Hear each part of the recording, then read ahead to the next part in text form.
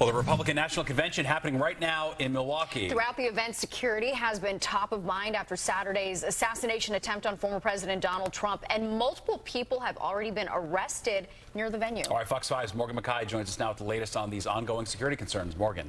Steve and Natasha, all eyes are on Milwaukee this week following the assassination attempt against former President Donald Trump. Security has been ramped up outside the convention, but my people on the ground tell me that Republican voters are energized and excited to be there. It's day 2 of the Republican National Convention, and Republicans are working to rally up their base and sway voters, particularly the working class.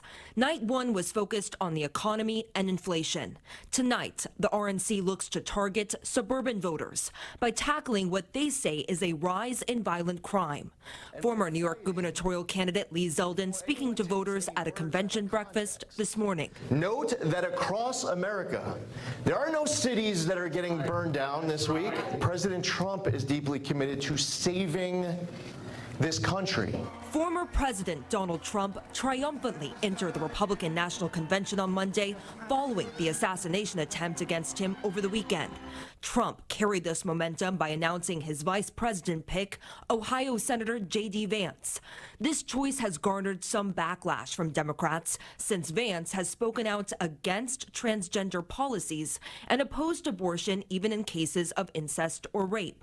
Governor Kathy Hochul tweeting out, quote, "The Trump-Vance agenda poses an unprecedented threat to the rights of women across this country, period." But New York State Young Republicans Chairman Peter Guinta, who is attending the convention in Milwaukee, says he believes energy is building around Trump, the candidate, and he sees it even here in New York. Our membership, we went from 6 chapters in 2021. We have over 30 now. In New York State, which I think is a sign of that renewed interest from young people. Meanwhile, at least 5 people have been arrested near the RNC since Sunday evening, a sign officials say that the increased security is working as intended. However, Fox News is reporting that the Secret Service was alerted before Saturday's assassination attempt that there was intel of an Iranian assassination plot. It is unclear at this time if there is any connection to Saturday's shooter, but according to senior officials, this threat has prompted the Secret Service to boost protection around the former president, although that did little to prevent the assassination attempt that left Trump injured, killed 1 rally goer, and wounded 2 more. Guinta says that he feels safe, though, at the convention, and says those he spoke with are proud to be there. I feel that a lot of people really believe in this movement, and they feel really passionately about effectuating change right now just because of how bad things have become across the board. Now, speakers tonight include former presidential candidate Nikki Haley, Vivek Ramaswamy, and New York Congresswoman Elise Stefanik. That's right. Of course, Elise Stefanik, someone a lot of people saw as someone trying to get onto that short list for VP. So what's been the reaction in general from the New York delegation to the naming of J.D. Vance as the VP pick?